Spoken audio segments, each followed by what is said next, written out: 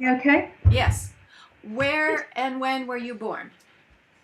I was born at a place called Chesterfield, which is a small town in the north of England on the 17th of March 1952, St. Patrick's Day.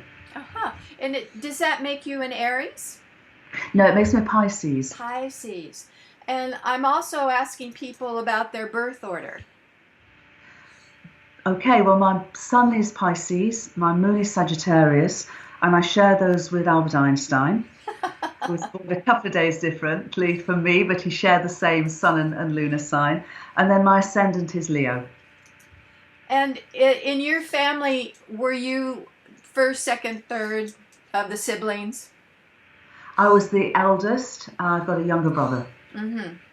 And you're an ENFJ, like me. I am, yes. And I was sort of, after the sort of survey, I did look at it and it did feel very appropriate.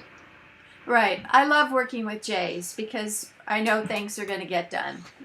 It's wonderful. It always helps. Do you identify with being a Pisces? Are there traits that seem to correspond with your characteristics as a person? Well, as an astrologer as well as a cosmologist, I tend not to just look at the sun sign because that's the sort of the outward radiance.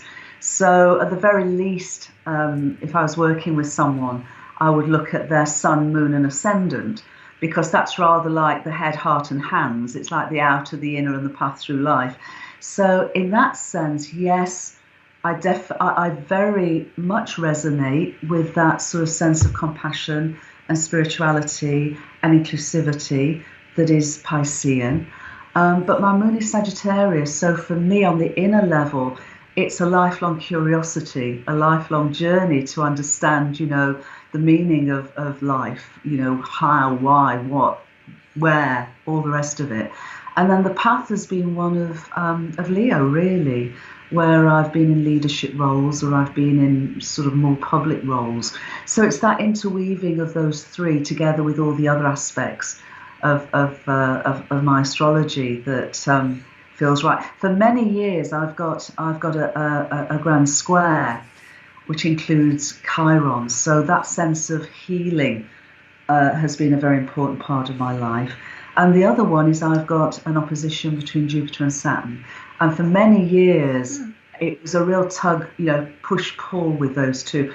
But when I became friends with both and realized just how much this opposition, really allowed me to the out-breath and the in-breath, it's been an incredible support and an empowerment, of my journey. So, I think knowing our astrology is very, very helpful and healthy for all of us. Yes. In case you're curious, I'm a Gemini, Libra, Moon, Cancer rising, and a lot of energy in employment with Aries in Mars and Aries in the midheaven.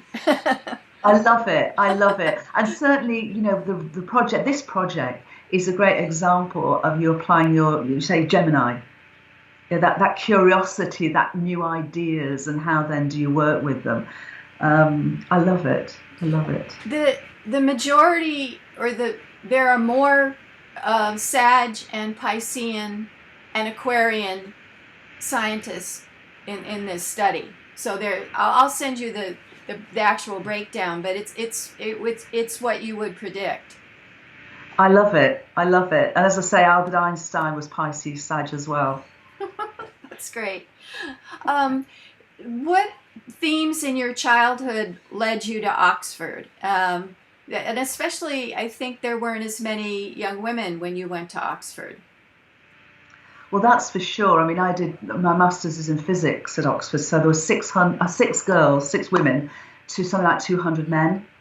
So very much, but it wasn't that never worried me. That never worried me. I think that the difference for me is that I'm the daughter of a coal miner from the north of England and the granddaughter of a coal miner. And most of the people who went to Oxford in those days went to private schools and came from a very different sort of socioeconomic background than myself. And most of them, I think, came from the south of England. So there was some cultural differences that actually, for me, had more impact than the gender differences. And what was there about your family that enabled you to do well on the A levels and get accepted into Oxford? Well, from the age of 4 and 5, curiosity should be my middle name, really, and that Sagittarian moon is certainly part of that. So I was intensely curious about reality and the nature of the world. So I started looking up into the sky and just falling in love with the cosmos, falling in love with the universe from a very early age. So I was studying astronomy and quantum physics from the age of sort of 5 and 6. But by then, I was also literally walking between worlds. Oh, okay. Sorry, sweetheart, can I ask you something? Are we recording this? Yes. Okay, it's just that usually there's a record sign and there wasn't, so I just want to check.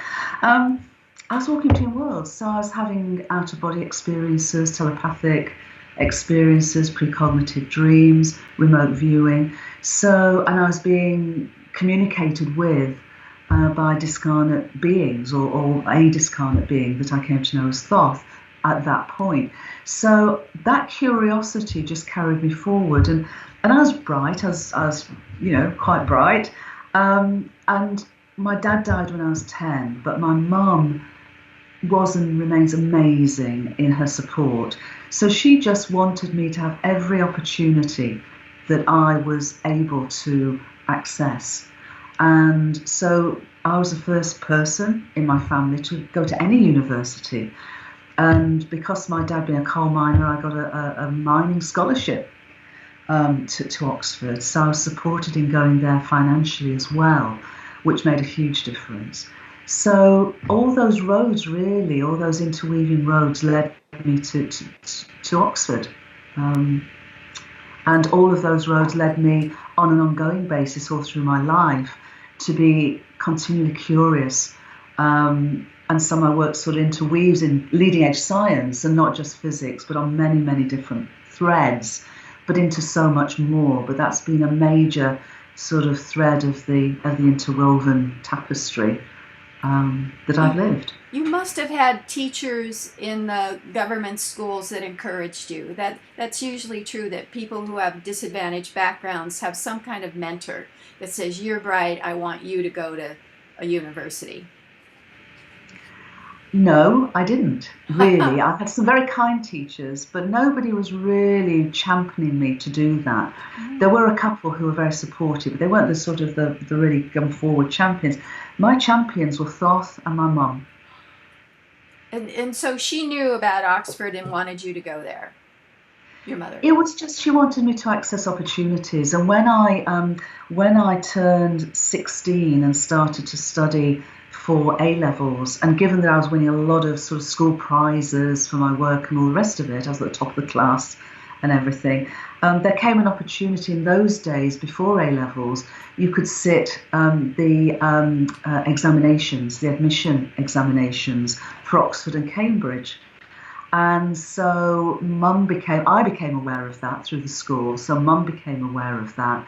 And she pushed very hard, actually, for me to be invited. It was an invitation to sit those exams. And I got into Oxford accordingly. What a wonderful story. And did your brother go to university as well? No, we're very different. And yet we unconditionally adore each other. He stayed at home. The rest of the family pretty much stayed at home. He went into a factory role. He's now a landscape gardener for the town, and he's wonderful. He got married young, very young, and has 2 sons and a number of grandchildren, and he loves being a granddad.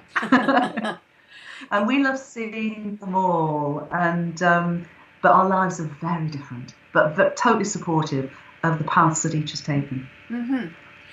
Can you slip into a Northern England accent if you want to? No, but I used to be able to, because I never really had a strong accent. And then going to Oxford, of course, you're surrounded by certainly not Northern accents. But when I phoned home, I'd always slip into this Northern accent. And it was so natural. And there's a tinge of Northern still, very much so. And certainly some of my cultural norms are very northern. For example, if somebody comes to the house, if the kettle's not on for a cup of tea within 30 seconds, I've failed. I've completely failed. So there's all of that. This is a footnote. You'll love this. I interviewed Mary Rose Barrington, who's 95, and I asked her the secret of her longevity, and she said, well, I haven't eaten meat for 40 years, but you should see me guzzle cake at tea time. Good for her. Good for her. Absolutely. Absolutely. And my lineage is of strong women. You know, my mum left school at 14, was not given anything like the education opportunities I had.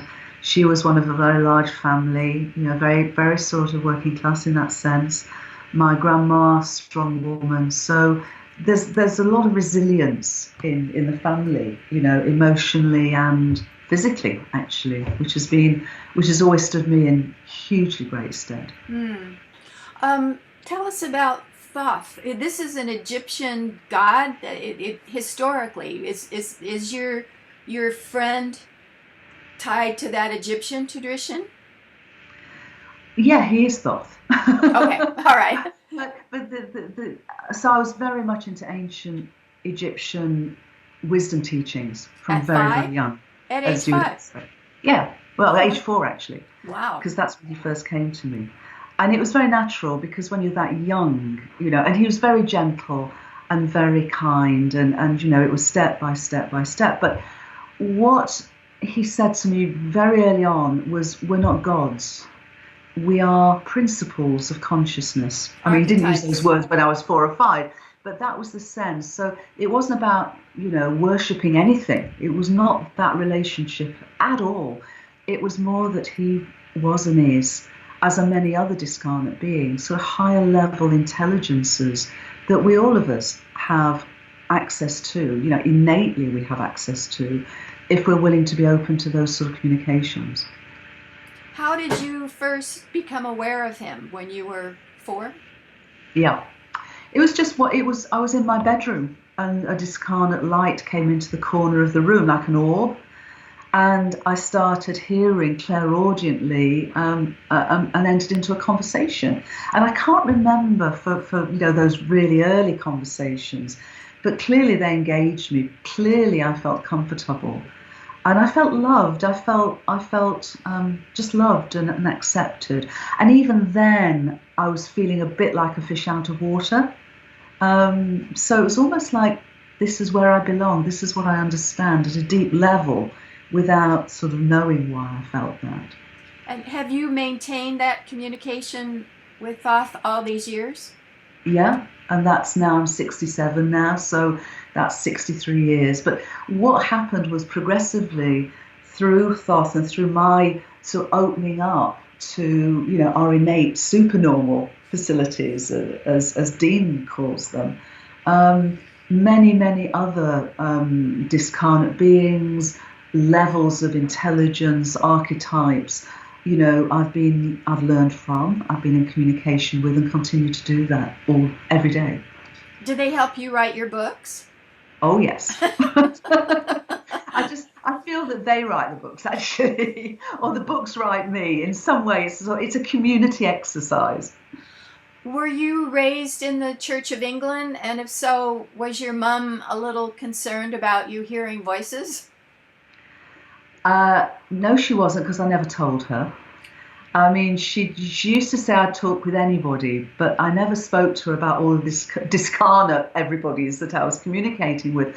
And it was not because I had any fear, and it was not because I thought she'd say, oh, that's nonsense. I'm sure she would have absolutely been open to that.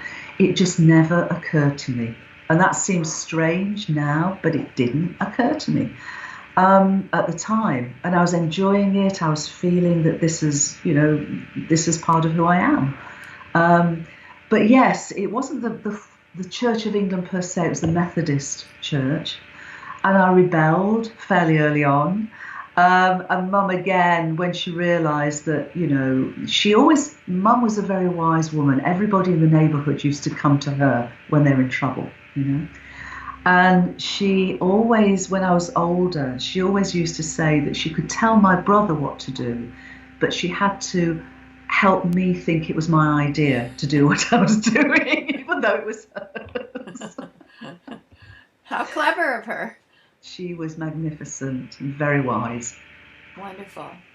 If someone who is listening or reading says, well, I would like to have that kind of help and assistance and communication with more intelligent beings than me, how do you do it? I'm not aware of my guides or these archetypal intelligences that I can communicate with.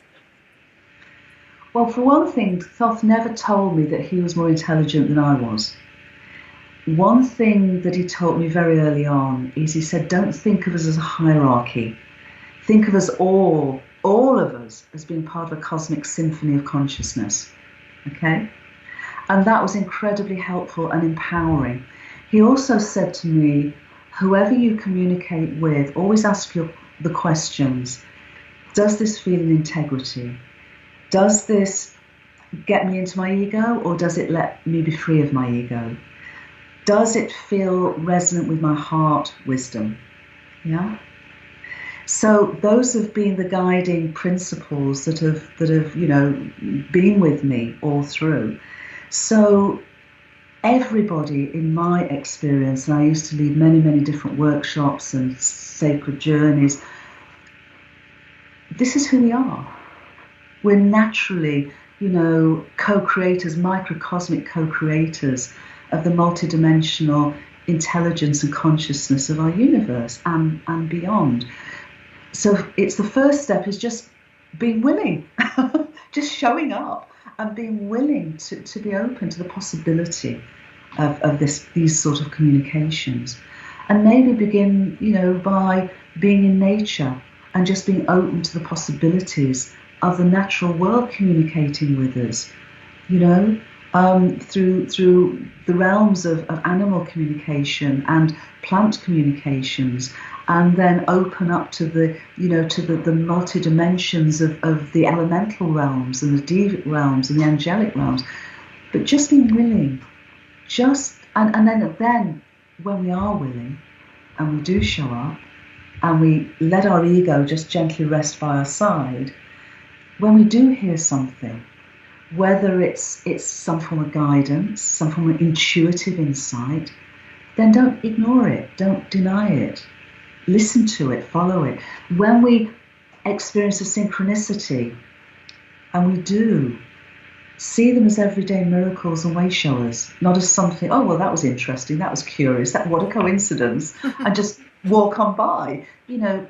Take these communications, not seriously in terms of, but take them as real, take them as opportunities to enter into that wonderful adventure and exploration of multidimensional reality. Meditation helps as well, I would think, because it can shut down the left brain, the chatter.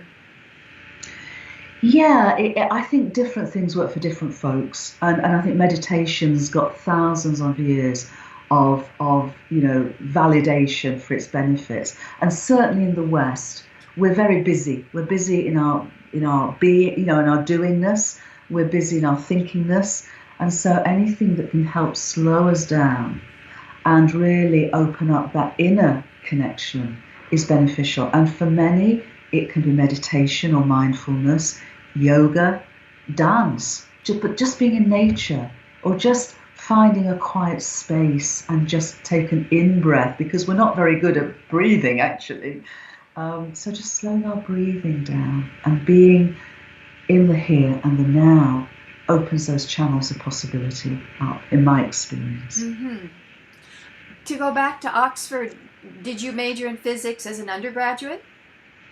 No, the way that Oxford works is because it sort of sees itself, and the world tends to see itself as a very sort of prestigious university. You go, certainly you did in my day, you go in to take a master's as a 3-year course, because the level of intensity and the level of intellectual challenge it offers is the equivalent to going beyond the undergraduate level.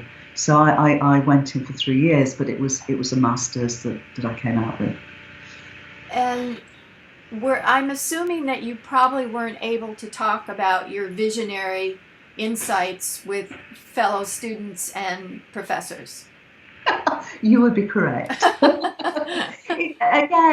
To be honest, it wasn't something that I was burning to do. I really, it didn't occur to me. I went to Oxford because having sort of studied quantum physics and astrophysics, all those years before I went, and then taking the A levels in physics and mathematics and further mathematics and other subjects, I naively thought that what I would encounter would be the leading edge thinking of science. And actually, I did. It's just that the leading edge wasn't as leading edge as I hoped it might be. But fortunately, I had a wonderful mentor called Dennis Sharma, and Dennis was Stephen Hawking's mentor. And Dennis took me under his wing and encouraged me and got me invited to postgraduate seminars when I was, 19 years old, one of which was taught by Stephen Hawking, and then encouraged me to enter an essay competition. And I wrote an essay on black holes, which at the time was leading edge. And I won the competition, which was rather lovely. And that was the Johnson Memorial Prize for physics for that year. So again, that encouragement was lovely in that environment, because Oxford wasn't a terribly caring environment for students in those days. You were just thrown in and expected to swim. Right. I'm asking people about their most difficult challenges, personal and professional, because I think it's informative to see how bright, successful people have coped. So what would you say has been most challenging in your life? Well, my early life, on a personal level, my mum was very present, but was losing my dad when I was 10. And, my biological dad, I never knew. So the person I called dad was actually adopted, myself and my brother, when he married mum when I was 3 or thereabouts. So losing 2 dads by the age of 10, and then having gone through various, as we all do, disastrous love affairs, I sort of retreated into my head, and for many, many years went round the old, unhealed pattern of codependent relationships. So for many years at that level of my life, always there was a yearning and a sense of incompleteness. And it really was incompleteness within me. And it took me a long time to realise that I could never fulfil through a relationship that sense of wholeness until and unless I remembered my own wholeness. And it took me, till well into my late 40s, really, and through many, many challenges to really do that. And then when I was able to do that, the love of my life walked in and said, hello, here I am. And we've been married 17 years. And he's the co-author with you of your novels, Tony. He is, absolutely. How fun. Sort of co-author. He actually, I'd say marginally less than that. He's sitting across from me as we speak, so he's the one who said, well, maybe not. But he's the hero. He's Curran. He is the hero of my novel. I'm the heroine, of course, Eleanor, and he's the hero, Curran. And he's my hero every day. Did you have children? Did you have children along the way? I tell you, I lucked out, as our American friends say. Tony had 2 children by a previous relationship. He wasn't married, but he had 2 children. And so they became my stepchildren, and they are amazing and wonderful. So they are my great heroes as well, and they're doing very well in the world. Alice is just 25 and William's just 27. So I didn't have to do the nappy stage. I didn't. I inherited them as part of the honour of being their stepmom when they were 7 and 9. So it was great. Oh, good. They were young enough that you could be influential. Well, I just to be in love with them, and hopefully, bring my love to their lives in whatever way is helpful for them. Mm-hmm. So how did you get from a master's in physics to being a business leader and doing innovative business work? What was the bridge? How did that happen? The bridge was really the universe knocking me sideways in my final year at Oxford. I was in the midst of a particularly difficult relationship, and I just fell apart really emotionally, and was not fully present. So I didn't get the level of degree that I was expected to. I was expected to sail through into a doctorate, and that was it, into academia.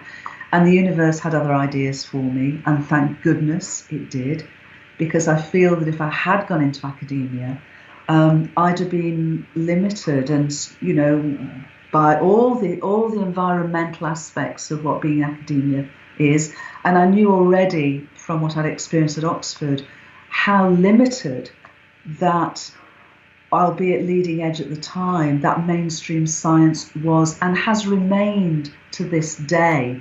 I'm writing about, in the cosmic hologram, this emergent perspective of integral reality, where consciousness and mind aren't something we have, it's what we and the whole world are, and the evidence for that, and the scientific framework and evidence for that. But I doubt very much whether I would have had the freedom to continue to, develop and experience and follow where the evidence has led if I'd have been in academia. So having been knocked sideways by the universe, and knowing that I was very good at maths, I found myself entering business life and trained to be an accountant. And then in the next 2 decades rose very rapidly to a position where in the early 1990s, I was the most senior businesswoman in the UK. For all of 10 minutes, and then thank goodness my sisters came along and stood alongside. But it was a very senior position, and it was wonderful because it grounded me. It really made sure that I was really grounded in society, and organisationally, globally, and that also has been a thread that's carried on, even though I left business of my own volition in 95, 96. It's carried on because I share and I'm asked to speak about transformational changes around the world. And so that 20, 25 years of experience has been extremely helpful as a foundation for that part of what I do now. Mm-hmm. As a kind of an end note, people blame the multinational corporations for destroying the planet and the growing inequality between the 1% and the 99%.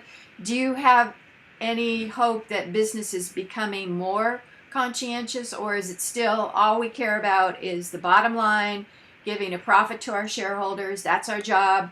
Nothing else is our credo. A couple of thoughts on that. I mean, as a healer, as well as all the other hats, I know that a healing journey doesn't begin until we take responsibility for our own dis-ease. And it seems to me that individually and collectively, our dysfunctional behaviours, whether it's on a personal scale or multidimensionally, whatever, are a dis-ease of awareness. We have fragmented perspectives about the nature of reality itself. We buy into the appearance of the world as being separate and materialistic.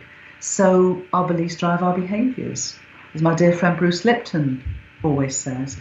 And so in that regard, our behaviours are dysfunctional, and they have brought us, as you say, to the edge of catastrophe. But it seems to me that it's about us coming to an awareness of that and taking responsibility for our choices, because otherwise we continue the separation of the blame game. It's their fault, whoever they are, it's their fault. It's either the immigrant's fault or the government's fault or the multidimensional, or what, multidimensional, the multinational organisation's fault. And of course, there's enough blame to go round. But as long as we're just playing the blame game and see ourselves as the 1% and the 99%, then we lose the understanding that we're actually all the 100%. So for me, and the work that I do, is trying to help people really come back to that foundation of worldview and heal our worldview. And when we can heal our worldview, we can heal our behaviours. And interestingly enough, after moving on beyond corporate life for, gosh knows, 20 odd years more, I'm now being invited to facilitate events of transformational leadership. So what I'm bringing into that is this whole worldview for leaders. So from the inner out, the being and the doing of their leadership. So I'm bringing in this whole worldview of unified reality to empower their transformation and their businesses, organizations' transformations from that sense of oneness. I'm bringing in experiences and principles of biomimicry. So the best organizations are organisms. They're emergent, they evolve. And cosmomimicry, cosmic principles of consciousness, bringing those in. So I'm writing more about that. The third book of the transformational trilogy, which is going to be called Many Voices, One Heart, will include all of this, will incorporate all of this. So there are, yes, there are a number of transformational leadership teachers, pioneers, talking about teal level organizations which embody what I've just described. And I'm teaching events and giving presentations on this in Europe and in the US and elsewhere. So there's a movement, because I think there's so much burnout, there's so much stress, there's so much realization coming that this cannot go on. And that is within organizations as much as it is within our own personal lives. Spirited businesses, what exactly is that? Is that an organization or a concept or what? Spirited Business is an event that I'm facilitating at Findhorn in Scotland in October. And it started last year as an event, facilitated and convened by a dear friend who's a core team member of our Unity community called Jarvis Smith. And I've been invited to facilitate it this year. So it's a 2 to 3 day event where we will be experientially exploring the understanding and the embodiment of unity awareness within organizations and within their evolutionary purpose. So as you said, it's much more than, the bottom line profit. It's profit, people, planet and purpose, all then being understood not just in the personal me and the organizational we and the stakeholder we, but to extend that into a sense of planetary stewardship and a sense of us being microcosmic co-creators in an evolving planet within an evolving universe. Mm-hmm. When you look to other organizations who are doing cutting edge research or journals, which are your favorite when you think, I really want to keep up with this evolving non-materialist paradigm of science? Well, I'm an advisor to something called the Galileo Commission, which is part of the Scientific and Medical Network, which is looking the paradigm beyond materialistic science. I've recently just become involved in the global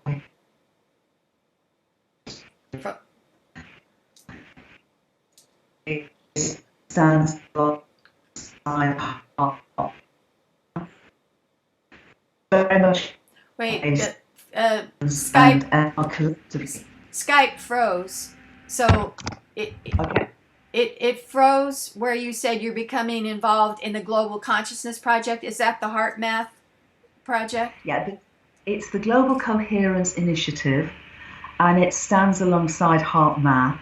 So very much becoming involved with those. And I'm a member of the Evolutionary Leaders Circle, and we are in collective service to conscious evolution. So there's a lot of initiatives and projects. And then, of course, I co-founded Whole World View 2 years ago, and we've now grown to a unity community of over 800 global change makers, all coming from this perspective, the understanding, experience, and embodying of unity awareness, and the celebration of unity and diversity, and again in service to conscious evolution. In the U.S., there's New Thought churches that include Unity and Church of Religious Science, but this is not related to that. This Unity is a whole different This concept. is not absolutely, but a lot of folks now are using Unity in some way or other as part of their evolutionary purpose. People like Unity involved of you know, of reality and really integration of science. So it's science of a conscious, it's a conscious energy in that sense. That the Skype kind of froze. So in summary, I think what you said was that unity is a concept that's being used widely, and it aligns us with the sense of the new non-materialist paradigm. Yeah, it really is a sort of a byword for this integration of science and spirituality, which includes and transcends both into this perspective of unified reality and unity awareness. People don't like this very much, but I ask my interviewees to define consciousness, and I think from reading your latest book, you would equate it with information. Is that correct? To some degree, I think more than that though. Just as our human alphabets, we have in English, we have an alphabet of 26 letters, okay? Those 26 letters of themselves have no meaning. If we had all 26 and just threw them in the air, they might land as a word, but, they might land as gobbledygook, randomly, yeah? Our universe has a universal alphabet of just two letters, ones and zeros. And, just as our technologies convert our human languages into long streams of ones and zeros and then recreate the words, our universe does it from essentially cosmic intelligence, cosmic consciousness. So consciousness co-creates the appearance of our universe from these two-letter universal alphabet of ones and zeros. But just like our human language of words and sentences, they're brought together not meaningless, but as meaningful patterns, meaningful relationships that actually literally co-create the appearance of space and time and energy matter.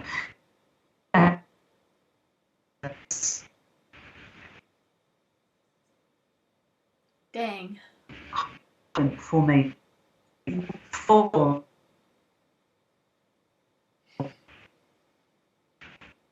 multidimensional, yeah.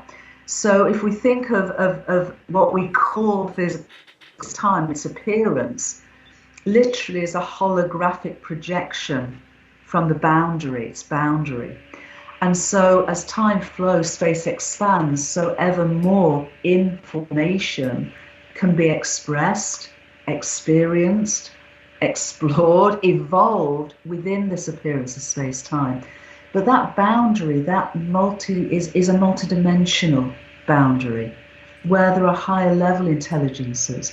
So when we consider orbs or any supernormal phenomena, what that is that sort of multidimensionality expressing itself in various phenomena. Because the other thing is, our universe, although within space-time, the speed of light is a cosmic speed limit. And it's very important that it is, otherwise causality within space-time would be violated. But we now know, we've known some time really, but we now have experimental evidence going out to the boundaries of space that our universe exists and evolves as what's called a non-locally interconnected entity. Hence telepathy, hence precognition, hence all these supernormal phenomena. So it's just part of the multidimensional reality that is our universe. Mm-hmm. Physicists are reluctant to tie non-locality into something like telepathy. They say we don't know what that connection is between entangled particles, so you can't say that it leads to telepathy? You can't say. How would you respond to that argument? Well, I don't think they follow where the evidence leads. I don't think they take seriously the meta-analyses that have been going on for so long, and all the work that those organisations, IONS and HeartMath and many, many others have done. If supernormal phenomena are evidenced as widely as they are, then it's very, very, very difficult to account for them in the mainstream paradigm of a materialistic and separatist universe. It just doesn't hang together. And we also now know that our universe is non-locally connected. We know it theoretically because quantum physics just doesn't work if it's not. And last year in 2018, researchers from MIT entangled photons of light in the laboratory with photons of starlight from 600 light years away, triggered by photons of light from quasars, a quasar 12.2 billion light years away. So that light from that quasar left there 12.2 billion years ago. So, the evidence for a non-local connected universe within which there is the appearance of separation for all sorts of good reasons, for consciousness to know itself and experience itself and differentiate itself, is very, very powerful. And supernormal phenomena are then a natural attribute of our consciousness as aspects, as microcosmic co-creators of a wholly entangled foundational universe. It makes sense to me. Let's kind of go through your books and summarize how they've evolved. So the first one was The Wave, A Life-Changing Journey to the Heart and Mind of the Cosmos in 2005. Is that correct? Yeah. And what was the motivation for you? What did you want to say in that book? Well, first of all, I didn't initially want to say anything in any book because I had no intention to write any books. And then a publisher came to me and actually wrote twice because I missed the first letter. So they're very persistent. So this is John Hunt of O Books. And John approached me and said, I love what you're doing. I love what you're writing. And I'd written a couple of very short articles by that point. I'd written my Ph.D. thesis, but he'd not seen any of that. And that was very different. And so we met, and The Wave came out of that.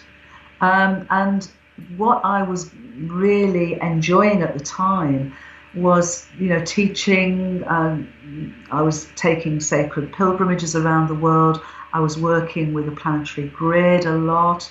I was working with sacred geometry a lot, having done so for years, but I was actually teaching experiential workshops in living geometry. And so The Wave really responded to what was flowing through me and what I was really enjoying at the time. And how did you discover where the grid was and where are the power spots where you try to make things more harmonious? Or did Thoth help you, or how did you discover that? Well, Thoth and many, many other beings did, but you have to realize this has been a journey of 6 decades. It's like asking, well, I can't even have a metaphor for it. The understanding came in so many different ways. It came through direct guidance, it came through research, reading books, it came through linking and lifting with other folks who are doing it. It came from a great deal of multidimensional communication. It came with a communication directly with Gaia as a living being and the cosmos as a living cosmos. So many different levels. So, but they all interwove, and that then guided my service to show up in various places and to be a conduit of love, essentially, and as simply as that. The planet doesn't look like it's doing very well with global warming, increasing inequality. Do you have hope, or what can we do to ensure progress? Well, I actually wrote a book amongst the sort of number I wrote called Hope, Healing Our People and Earth. And I wrote it back in 2010. I wrote it just after Obama had come in to be president of the US. I wrote it at the time of the Arab Spring. I wrote it when I first started to write it. Actually, I was feeling quite hopeless, not completely, but I was quite down in the way that things were. But then as I started to write it, it was like seeds of hope just started to rise within me. And it is a very hopeful book. But it's a book that basically the hope is offered through hope in action and hope in healing and hope in remembering who we really are and hope in that remembering of the oneness of all creation and the brethren of all of us, as microcosmic co-creators of a living universe and a living planet evolving within that living universe. So there's hope, and I see it when I go around the world, but I feel we're in the middle of a collective healing crisis at the moment. And as for an individual, when you're in a healing crisis, we can either recover or die. And what I try and share is the opportunity for us to heal. And when we do heal and when we do remember, then we can remember our relationship with our Mother Earth, who is our primary mother. Do you look, as I do, at Boris Johnson and Donald Trump and Bolsonaro as revealing the shadow, bringing the racism, sexism, xenophobia up to the surface? Do you see them as part of the healing? I do, in the sense that I do see Donald Trump in the US and I do see Bolsonaro in Brazil reflecting back to us, that aspect of us that is not healed and yet needs to be acknowledged, because I wrote about in Hope the unhealed wound of the abandonment pattern that plays out through the perception of the American dream, that is really about being abandoned within and trying to feed yourself from without, and you can never have enough stuff, if you try and do that. And also the unhealed wound of slavery and genocide of Native Americans. And so, I wasn't surprised at all when Trump was elected, because I also could see the people who'd been left behind through globalization. And in the States, there isn't that social network that there is in the UK and in a number of other places. So I think it was just part of the healing process, or the potentiality of a healing, that this happened. And people are getting very complacent. And I think that if Hillary Clinton had been, president, I don't think that complacency necessarily would have been broken. I think the denial of the deeper issues may not have been looked at. So I think that's a healing crisis. I think the same Bolsonaro in Brazil. I wouldn't put Boris Johnson in that same place. I really wouldn't. I don't think he loves women, and his relationships have always been very, very not healthy in that regard. But he's not a racist in any way. He's not against immigration as immigrants are the other. He's actually very inclusive. And as Mayor of London, he was Mayor of one of the most cosmopolitan cities in the whole world, and showed his inclusivity and openness. I think what he is saying, and I think personally I'm glad he is, that the British people joined the European Union thinking they were joining a trading bloc. And what they were actually being brought into is an ever greater union and federalisation of Europe. And the British people primarily didn't want that. I think if European Union had just been courageous enough and truly inclusive enough to allow for the differences and not try and push for the homogeneity and the ultimate union, then I don't think the Brexit vote would have voted to go out. To get back to your book list, let's talk about the 8th chakra, and then I know you have to go. So the 8th chakra sits above the 7th. What in your... No, it doesn't. No, the 8th chakra is midway between the heart and the throat. Yeah, in my experience, and I've only had 20 years of experience with it, so I could well be out there. But for me, it's what's called the higher heart, the universal heart. And so in a way, the book's called the 8th chakra, but it's more a level of vibrational awareness.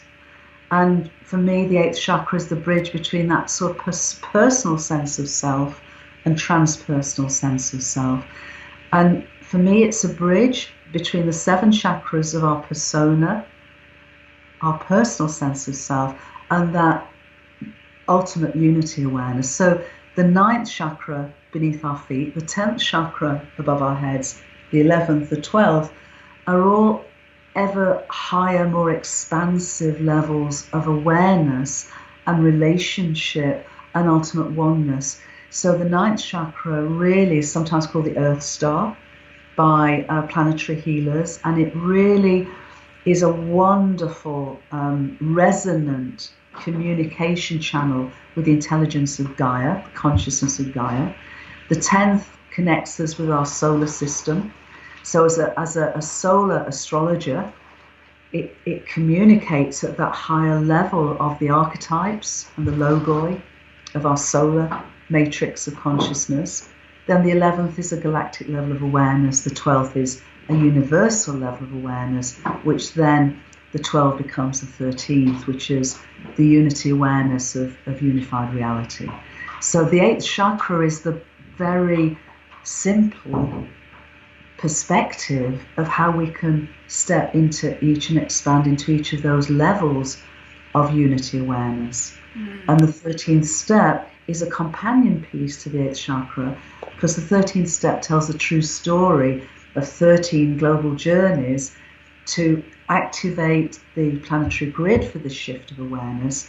But actually it's that inner remembering of wholeness on personal and collective levels, of which the 8th chakra of the universal heart is the bridge into that healing, into wholeness. Which, if you don't mind listing, which were the 13 geographical areas that you were drawn to help create coherence? Well, this began back in 1998, and I tell the story in the 13th step. So the journeys themselves, and I got a download, and I write about this in the book. It wasn't the 13 journeys; it was 12 journeys for the planetary grid, and I was given 12 sites that some of whom I had no idea where they were, and yet when I subsequently plotted them on a globe of Gaia, I found that they were each within the 12 faceted dodecahedral planetary grid that Plato had talked about 2,500 years ago. Wow.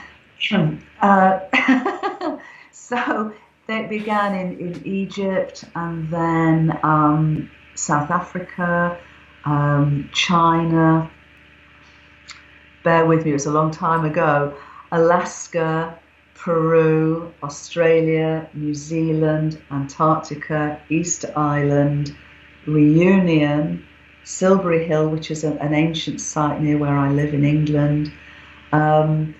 Those were the 12, if I've remembered all of them, those were the 12.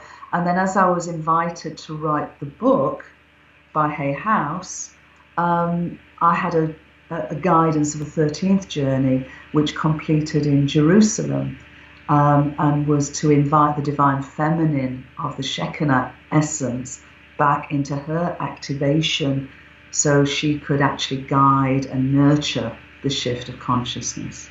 What great adventures. That was wonderful. A pilgrimage. And did you feel that Gaia shifted as part of this connective process? It wasn't just me, because I traveled with about 60 to 70 people over those journeys. And there was the feeling of them, yes. But what I've found since then, and having written the book, because the book came out, I think 2007, something like that, In the 12 years since, leading up to 2009 is what I have. Okay, that's right, because I wrote it, I finished it in 2007. But in the sort of 10 years then, since the book's been out, I've had so many people come to me who are doing their own healing work around the planet and saying either, you know, your story and those, you know, that inspired me, or they set the scene, they sort of began to anchor this. So it's very much a wave of change, but more and more we're finding the way that people are relating to Gaia. And it's certainly not just my story and those who journeyed with me, but it's the story of so many people over so many years that have and continue to undertake pilgrimage and continue to serve as healers of the traumas that we of humanity, in our misunderstandings and our you know, fragmented perspectives, have imprinted on her awareness. I think this is a good time to stop.